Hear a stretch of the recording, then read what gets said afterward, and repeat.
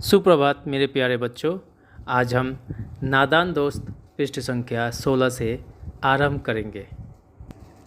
वरना उतर कर बहुत मारूंगा, मगर बेचारी श्यामा का दिल तो ऊपर करनिस पर था। बार बार उसका ध्यान उधर चला जाता और हाथ ढीली पड़ जाते।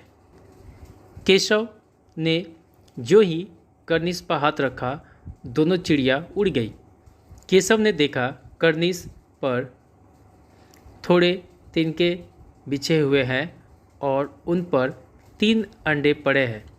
जैसे घोंसले उसने पेड़ों पर देखे थे, वैसा कोई घोंसला नहीं है।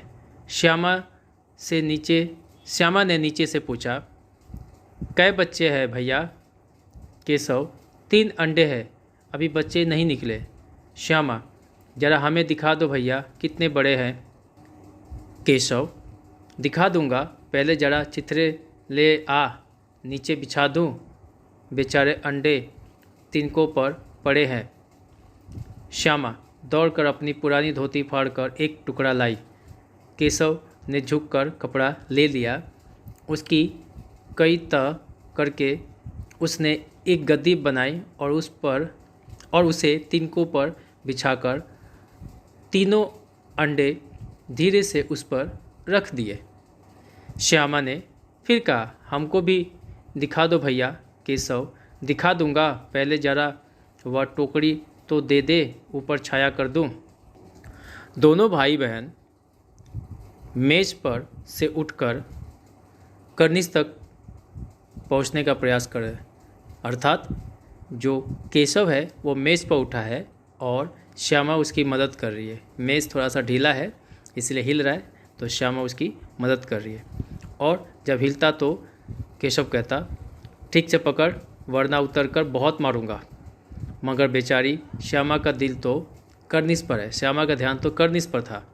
वह बार बार उसका ध्यान वहाँ पे चला जाता, जिसके कारण उसका हाथ ढीला पड़ जाता और जो मेज है वह हिल जाता। दरअसल वो मेज़ नहीं है, स्टूल है। मेज़ थोड़ा उससे बड़ा होता है। केशव ने जैसे ही करनिस पर हाथ रखा, दोनों चिड़िया जो थी वह उड़ गई। केशव ने देखा कि वहाँ पर करनिस पर थोड़े से तिनके बिखरे हुए थे, थोड़े से पत्ते होते थे, तिनके थे, और उन पर 3 अंडे पड़े हुए थे। उसने जैसे घोंसले पेड़ों पर देखे थे, वैसा कोई घोंसला वहाँ पर नहीं था। श्यामा नीचे से पूछती है कि कै बच्चे हैं भैया? तो केशव जवाब देता है, 3 अंडे हैं, अभी बच्चे नहीं निकले हैं। श्यामा फिर कहती है कि हमें भी ज़रा दिखा दो भैया, कितने बड़े हैं? तो केशव जवाब देता है, दिखा दूंगा, पहले चित्रे तो ले आ। चित्रे मतलब कपड़े के टुकड़े, नीचे बिछा दूं। बेचारे अंडे तिनके पर पड़े हैं। अंडे जो है वो ऐसे ही है, तिनकों पर है, उनके नीचे कोई गद्दी नहीं है, कोई आराम नहीं है। जैसे हम बिस्तर पर सोते हैं, हमें आराम मिलता है, गद्दे पर सोते हैं, लेकिन वे अंडे ऐसे कोई गद्दी पर नहीं थे, वह ऐसे ही थे तिनके के ऊपर। इस पर श्यामा दौड़ कर जाती है और अपनी पुरानी धोती फाड़कर एक टुकड़ा लाती है। केशव उस टुकड़े को झुक कर ले लेता है और उसके कई बार फोल्ड करके उसका एक गद्दी बना लेता है और उसे तिनकों पर बिछाकर उसके ऊपर धीरे से अंडा रख देता है। उस कपड़े को बहुत सारा फोल्ड करके वह तिनके के ऊपर रखता है और धीरे से अंडा उठाकर उसके ऊपर रख देता है। श्यामा फिर कहती है, हमको दिखा दो भैया। केशव कहता है, दिखा दूंगा, पहले वह टोकरी तो दे दो, इसके ऊपर छाया कर दूं। बेचारे जो अंडे हैं उनको धूप लगती होगी। श्यामा ने टोकरी नीचे से थमा दी और बोली, अब तुम उतर आओ, मैं भी तो देखूं।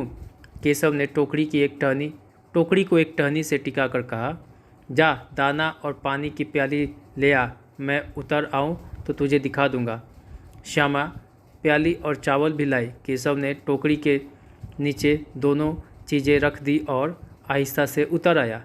श्यामा ने गिड़गिड़ा कर कहा, अब हमको भी चढ़ा दो भैया। केशव, तू गिर पड़ेगी। श्यामा, ना गिरूंगी भैया, तुम नीचे से पकड़े रहना। केशव, ना भैया, कहीं तू गिरा पड़ी तो अम्मा जी मेरी चटनी ही कर डालेगी, कहेगी कि तूने ही चढ़ाया था। क्या करेगी देखकर? अब अंडे बड़े आराम से है, जब बच्चे निकलेंगे तो उनको पालेंगे। दोनों चिड़िया बार बार कर्निश पर आती थी और बगैर बैठे ही उड़ जाती थी। केशव ने सोचा, हम लोगों के डर से नहीं बैठती। स्टूल उठाकर कमरे में रख आया, चौकी जहाँ की थी वहाँ रख दी। जब केशव ने कहा कि जा टोकरी लेकर आए, उसके ऊपर छाया कर दूँ, तो श्यामा झट से उसको टोकरी नीचे से थमा देती है और कहती है कि अब तुम उतर जाओ, मैं भी अंडे देखना चाहती हूँ, मैं भी तो देख लूँ। केशव ने टोकरी को एक टहनी से टिकाकर कहा कि पहले जाओ दाना पानी लेकर आओ, इनको दाना पानी रख दूँ और मैं उतर जाऊँगा, फिर तुमको दिखा दूँगा। श्यामा प्याली और चावल भी लेकर आती है। प्याली मतलब कटोरी।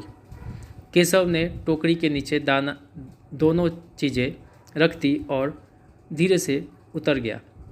श्यामा ने गिड़गिड़ा कर कहा, हाथ जोड़े विनती की, अब हमको भी चढ़ा दो भैया। तो केशव ने कहा कि तू गिर पड़ेगी। श्यामा कह रही है कि ना गिरूंगी भैया, तुम नीचे से मुझे पकड़े रहना। केशव कहता है कि ना भैया, कहीं तू गिर गई तो अम्मा को पता चलेगा तो वो मेरी चटनी कर डालेगी, मार मार कर मेरा कचूमर निकाल देगी, कहेगी कि तू नहीं चढ़ाया था। क्या करेगी अंडों को देखकर? अब अंडे बड़े आराम से है, जब बच्चे निकलेंगे तो हम उनको पालेंगे। दोनों चिड़िया बार बार कर्निश पर आती थी, लेकिन बिना बैठे ही उड़ जाती थी। केशव ने सोचा कि शायद हम लोगों के डर से वह नहीं बैठती है, इसलिए वह स्टूल उठाकर कमरे में रख आता है और चौकी जहाँ की थी उसको भी वहाँ पर रख देता है। श्यामा ने आंखों में आंसू भरकर कहा, तुमने मुझे नहीं दिखाया, मैं अम्मा जी से कह दूंगी। केशव, अम्मा जी से कहेगी तो बहुत मारूंगा, कह देता हूँ। श्यामा, तो तुमने मुझे दिखाया क्यों नहीं? केशव, और गिर पड़ती तो 4 सर न हो जाते? श्यामा, हो जाते, देख लेना, मैं कह दूंगी।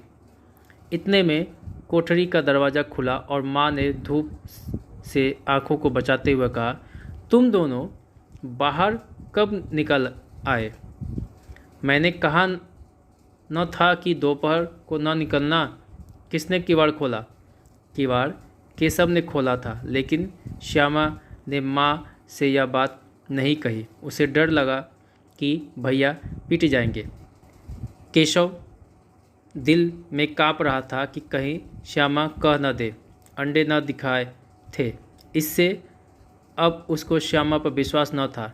श्यामा सिर्फ मोहब्बत के मारे चुप थी या इस कसूर में हिस्सेदार होने की वजह से, इसका फैसला नहीं किया जा सकता। शायद दोनों ही बातें थी। माँ ने दोनों को डांट डपट कर फिर कमरे में बंद कर दिया और आप धीरे धीरे उन्हें पंखा झलने लगी। अभी सिर्फ 2 बजे थे, बाहर तेज लू चल रही थी। अब दोनों बच्चों को नींद आ गई थी। जब केशव ने श्यामा को अंडे नहीं दिखाए तो श्यामा की आंखों में आंसू आ गए और उसने कहा कि तुमने मुझे नहीं दिखाया अंडे, देख लेना, मैं अम्मा को यह बात कह दूँगी। तो इस पर केशव उसको धमकाते हुए कहता है कि अम्मा को कहोगी तो मैं तुम्हें बहुत मारूंगा। जैसे हर भाई छोटे बहन को धमकाता है वैसे ही श्यामा कह रही है कि तो तुमने दिखाया क्यों नहीं? तो इस पर केशव कह रहा है कि अगर गिर जाती तो तेरे सर के 4 टुकड़े ना हो जाते? तो श्यामा कहती है कि हो जाते तो हो जाते, देख लेना, मैं अम्मा को कह दूंगी। इतने में ही कोठरी का मतलब कमरे का दरवाज़ा खुलता है और माँ अपनी आंखों को धूप से बचाते हुए कहती है कि तुम दोनों बाहर कैसे निकल आए? मैंने कहा था ना कि दोपहर में बाहर मत निकलना। किसने दरवाज़ा खोला? वैसे दरवाज़ा तो केशव ने खोला था, लेकिन श्यामा यह बात अपनी माँ से नहीं कही। उसे डर था कि अगर मैं सच बोल दूँगी तो भैया पिट जाएंगे। और उधर केशव दिल काँप रहा था कि कहीं श्यामा कह न दे कि दरवाज़ा मैंने खोला था। उसको अंडे नहीं दिखाए थे ना, इसलिए उसको श्यामा पर भरोसा नहीं था। लेकिन श्यामा सिर्फ मोहब्बत के मारे चुप थी या इस कसूर में, इस गुनाह में उसका भी हिस्सा था। इस वजह से ये इसका फैसला तो करना बहुत मुश्किल है, या हो सकता है कि दोनों बातें सच हो। माँ ने दोनों बच्चों को डांट कर कमरे में लेके गई और फिर उनको धीरे धीरे पंखा झलने लगी, पंखे से उनको हवा करने लगी। अभी सिर्फ दोपहर के 2 बजे थे, बाहर बहुत तेज़ लू चल रही थी। लू एक तरह का गर्म हवा जो आमतौर पे उत्तर भारत में देखने को मिलता है, लू चल रही थी। दोनों बच्चों को अब सच में नींद आ गई थी। मेरे प्यारे बच्चों, आज की कक्षा में इतना ही। अगर किसी भी छात्र को किसी भी तरह की दुविधा हो तो मुझसे संपर्क कर सकता है। धन्यवाद। सबका दिन शुभ हो।